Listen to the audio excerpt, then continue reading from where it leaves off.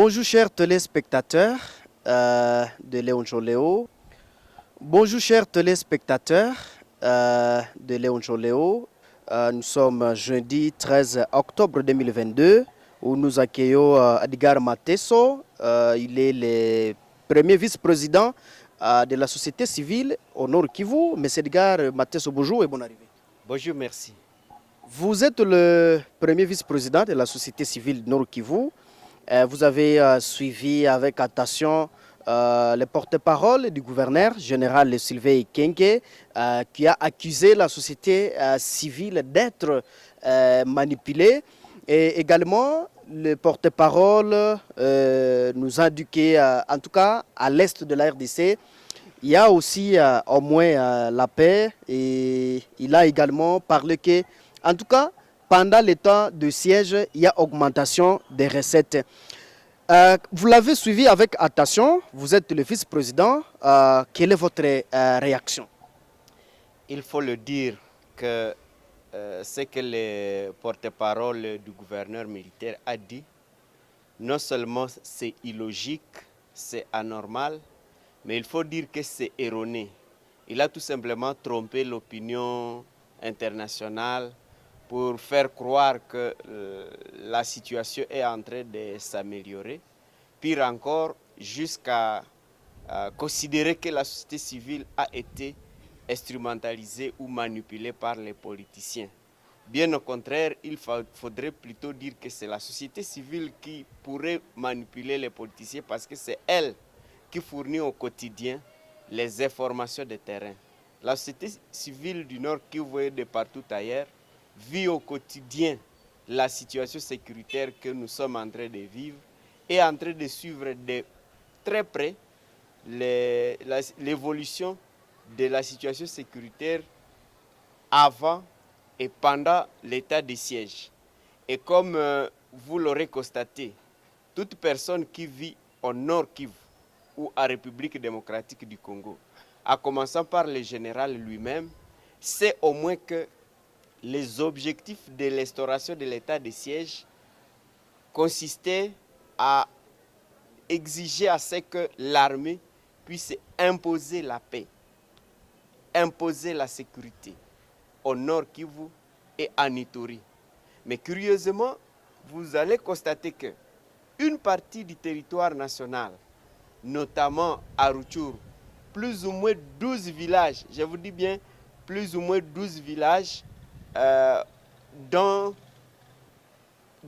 3 groupements des territoires de Rutshuru sont occupés par une armée étrangère, les M23, qui est appuyée par l'armée rwandaise, avec l'accompagnement quelquefois de l'armée ougandaise. Celui qui vit au Nord Kivu peut déjà le savoir et le constater que nous continuons à enregistrer des morts du côté du territoire de Beni et bien sûr en Ituri également. Celui qui vit au Nord Kivu sait que pendant l'état de siège, l'ennemi a réussi à pénétrer la ville de Butembo, dévaliser la prison et aujourd'hui il continue à intimider la population en déposant par-ci par-là des bombes. Celui qui vit au Nord Kivu sait qu'il n'y a pas un seul groupe armé que les animateurs de l'état de siège ont réussi à neutraliser. Bien au contraire, les groupes armés sont en train de se multiplier et élargir leur zone de contrôle. Et sur plus de 70% du territoire du Nord Kivu, vous allez constater que ce sont les groupes armés qui contrôlent et le gouvernement ne contrôle que les grandes villes, les grandes agglomérations. Mais il y a beaucoup de zones qui échappent au contrôle de l'armée. Et donc dire que l'état de siège a porté des fruits, l'état de siège a eu du succès, c'est tromper l'opinion. Mais aussi il faut souligner que lorsque le général Sylvain Ekenge dit que l'état de siège a réussi parce qu'on a pu augmenter les recettes de l'État, c'est justement de tourner l'état de siège de ses objectifs. L'objectif de l'instauration de l'état de siège ne consistait pas à améliorer les recettes de l'État. C'était plutôt imposer la paix et la sécurité. Mais au lieu de travailler sur la paix, sur la sécurité, sur ce pourquoi l'état de siège a été instauré, voilà que les animateurs sont en train de virer vers le fric, vers l'argent, vers les finances, vers la taxation et oublier cette population qui est en train de payer difficilement ces taxes. Et c'est voilà pourquoi nous n'avons plus peur de le dire, cet état de siège a échoué. Cet état de siège mérite d'être tout simplement levé. Cet état de siège on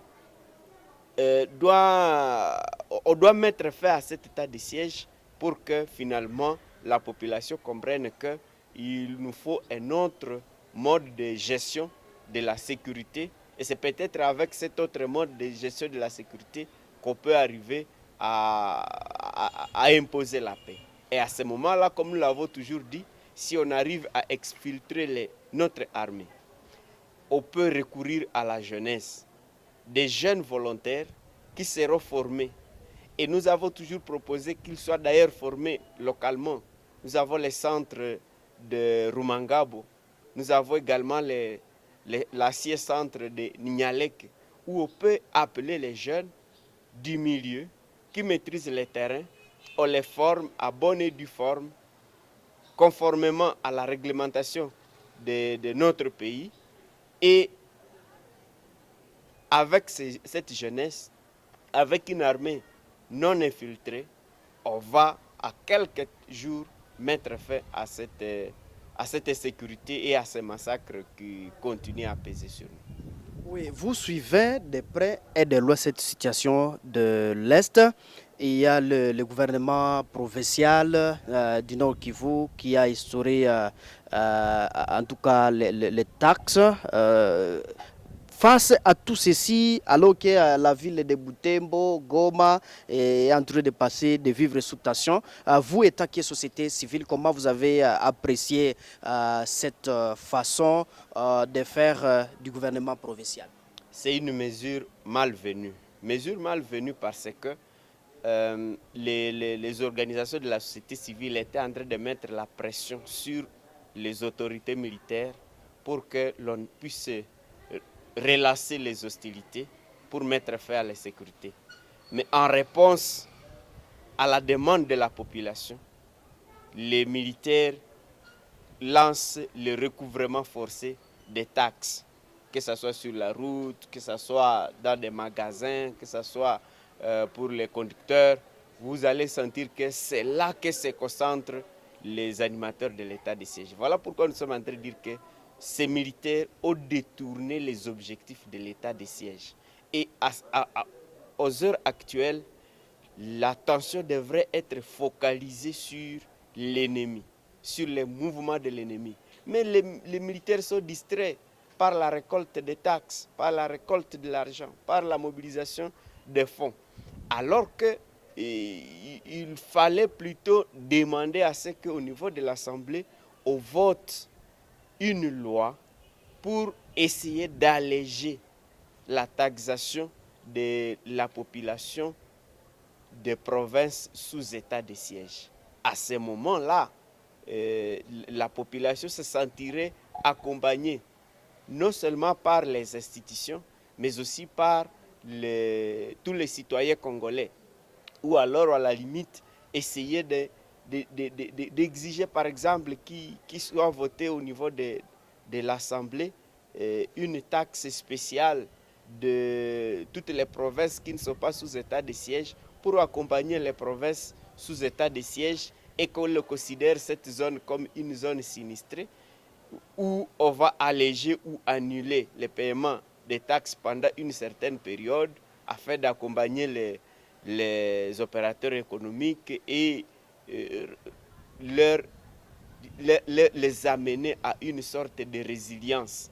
Et à ce moment-là, cette population pourrait encore se reconstituer et permettre à ce qu'il y ait une relance économique dans la zone. Mais vous allez trouver au lieu de s'apprendre à l'ennemi, on s'apprend justement aux opérateurs économiques pour que ce soit ces opérateurs économiques qui constituent une vache à traire et la situation sécuritaire continue à pourrir indéfiniment pendant que les autorités de l'état de siège s'occupent de la comptabilité de l'argent qui vient des taxes et des impôts.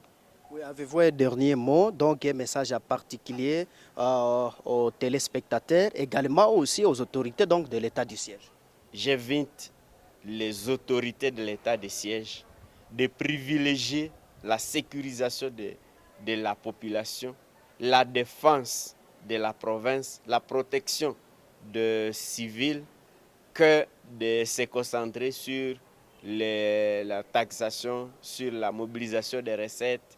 Nous allons tous ensemble mobiliser les recettes lorsque nous serons tous en paix. Et je crois que les militaires eux-mêmes ont besoin de leur vie, de leur sécurité, que de ne subir que des attaques parce qu'eux-mêmes sont des êtres humains. Nombreux sont en train de perdre leur vie là-bas. Voilà pourquoi il faut concentrer les efforts de la République sur la traque de l'ennemi, sur la neutralisation de l'ennemi et que l'on arrive à restaurer et à imposer la paix dans cette partie. À la population, je vais demander de garder leur sérénité, de garder leur courage qui les a caractérisés à dénoncer et à résister contre le mal. Tous ceux qui veulent nous imposer la paix ne visent que la balkanisation de notre pays et nous ne devons pas céder. Nous devons continuer à résister devant le mal. Nous devons continuer à nous opposer à l'impérialisme des grandes puissances qui nous imposent la guerre, mais qu'avec la bonne coopération dans la paix, nous pouvons encore nous restaurer. Edgar Mateso, merci. Je vous en prie.